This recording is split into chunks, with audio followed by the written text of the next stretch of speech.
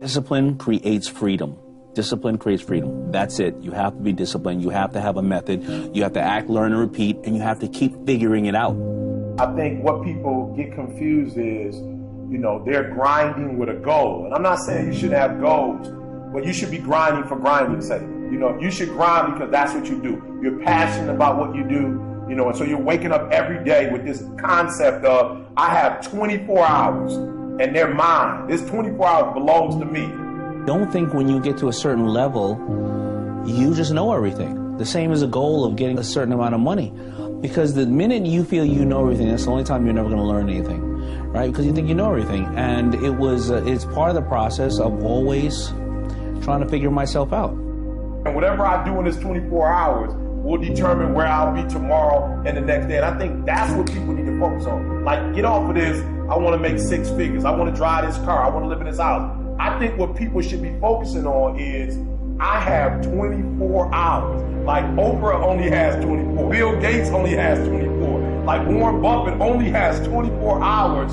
And in that 24-hour period, I can either break my life or make my life. And I know everybody's main questions: work-life balance, health, working and enjoying life against working and creating something big.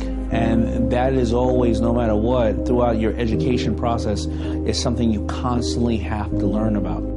I think, and I'm not saying you shouldn't have goals, I just think that goals for people is too high on the priority list. And I think what should be on the priority list is going to bed so you can wake up the next day and you can grind it out. I know that you're getting some comfort and satisfaction out of just laying around, doing nothing, eating, getting fat. But your life would feel better and richer if you had a goal, you chased that goal, you accomplished some things, you would get this boost of confidence, you'd get this boost of self-esteem, like whatever it is that you're into doing. Maybe you're into drawing comic books, maybe you're into making pottery or sculptures, but find whatever that is and pursue that instead of doing nothing. Like the people that are doing nothing, those are the real, doing something might be as simple as like that Alex Honnold guy. He just climbs rocks, but he's world-class rock climber. It's something. And I'm just a dude that believes you reap what you sow.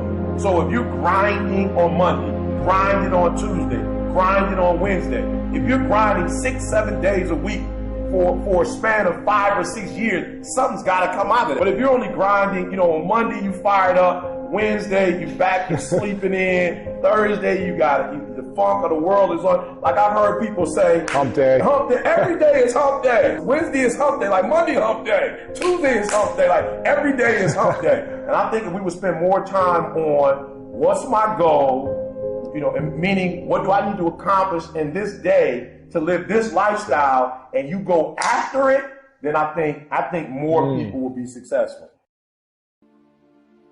Practice.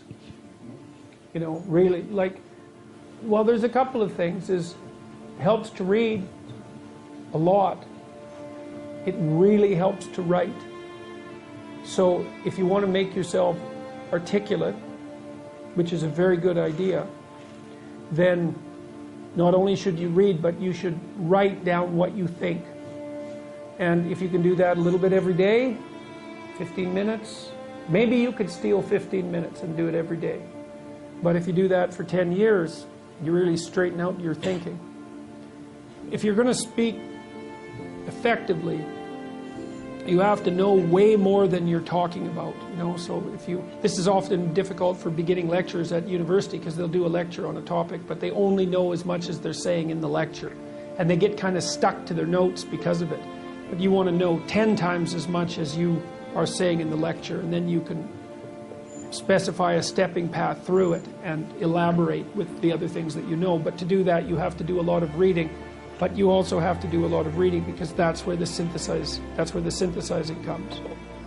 So that's on the input side. And then on the output side, well, there's some techniques, let's say, is like if you're speaking in front of a group, you are not delivering a talk to a group. That's not what you're doing. The talk isn't a packaged thing that you present to a group. There isn't a group.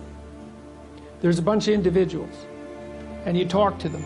So when I talk to a group, I always talk to people one at a time. And that makes it easier too, because you know how to talk to a person. It's like, can you talk to 1,000 people? Well, probably not, because it's too intimidating. But there isn't 1,000 people there. There's 1,000 individuals. And so you just look at an individual and you say something, and you can tell if they're engaged. They look confused, or they look interested, or they look angry, or they look bored, or maybe they're asleep, in which case you look at someone else.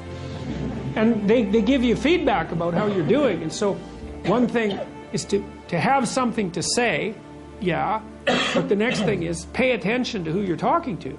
Because unless you're very badly socialized, and that seems unlikely in your case, because, you know, you present yourself at least moderately well, you know. And, well, I mean, I don't know you very well, but on first sight, you know, you're doing fine. So the probability that if you pay attention to the individuals that you're talking to, that your natural wealth of social skill will manifest itself is extremely high. And so you don't deliver a talk to an audience. That's a really bad way of thinking about it. You're actually engaged in a conversation with an audience. Even if they're not talking, they're nodding and shifting position and, you know, looking like this, and you can pull all that in and use it to govern the level at which you're addressing the entire audience. So the last thing I would say is, well, having the aim to be a good communicator is a good start. And you think, well, I could buttress that to some degree. There isn't anything that you can possibly, this is the whole point of a liberal education, there isn't anything that you can possibly do that makes you more competent in everything you do than to learn how to communicate. I don't care if you're going to be a carpenter. I mean, being a carpenter, by the way, is very difficult, especially if you're a good carpenter. But if you're good at communicating as a carpenter, you're like 10 times better as a carpenter. So, and this is something that the liberal arts colleges, I think, I don't know if they've forgotten it, but they don't do a very good job of marketing. It's like, well, what's the use of a bachelor's degree, a Bachelor of Arts? It's like, well, you can think, you can write, you can speak, you've read something. It's like, the economic value of that is incalculable. The people that I've watched in my life who've been spectacularly successful they have skills. Clearly, that's a minimum precondition. But they're also very, very good at articulating themselves. And so whenever they negotiate, they're successful. Well, that's kind of like the definition of success in life, right? You negotiate and it doesn't mean you win. Because if you're a good negotiator, if you're a really good negotiator, everybody walks away from the negotiation thrilled. And so then people line up to do things with you. So, and that's all dependent on your ability to communicate. So practice. There's a thing in our culture that's killing our culture. It's killing success. And that is that we've become addicted to other people's opinions. We've become addicted to other people's approval. And social media is wonderful, but it's all about how many likes do you get? How many selfies can you take? That may feel good when you get it, but then what it does is it governs your behavior. You begin to only do things to seek other people's approval. And even when you get it, right, it's short term. It doesn't really feel very good. It's not fulfilling. What we really want is not just success. We want fulfillment. The way we get fulfillment is self-respect, is self-confidence. And that's how somehow in your life you must begin to separate what you do from what people think about it. You know this. The people that have really won in life and in business, they eventually drop the addiction to what other people think about them. They're most concerned about what they think about them, or if they're a person of faith, of what their God thinks about them, not the rest of the world. Because the higher you climb, the more haters you're going to have. There's absolutely no question about it. You ought to hope you have more of them. The only thing I will warn people of is the higher you climb, the closer to you the haters are. So right now, if you're at one level of success, it's people at a distance that are haters. But as you climb higher, there's always the one or two people in your close circle who begin to try to pull you back down because they think you're leaving them. They make your success is making them uncomfortable about where they are. And so they begin to do everything they can to pull you back down. So the closer the haters are to you, the even more success you're having. Key to self-confidence is really simple. And this is absolutely, I've trained hundreds of thousands of people. I've spoken to millions of people around the world. I can tell you this, the self-confident people I know, whether they are athletes, school teachers, mechanics, parents, stay-at-home moms, you name it, they have a pattern of keeping promises they make to themselves.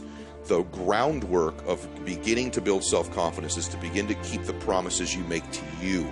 And that's why it's important to begin to even make small promises. If you're going to get up at a certain time in the morning, not only do it, but then give yourself credit. Say, I did what I said I was going to do. If it's in your diet or your fitness, don't just eat the healthy foods. Go, I'm doing what I said I was going to do. You begin to build this reputation.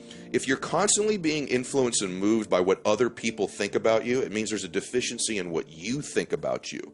And so the key is not some, esoteric like belief system. It's a pattern of keeping the promises that you make to you. That's the groundwork of self-confidence for sure.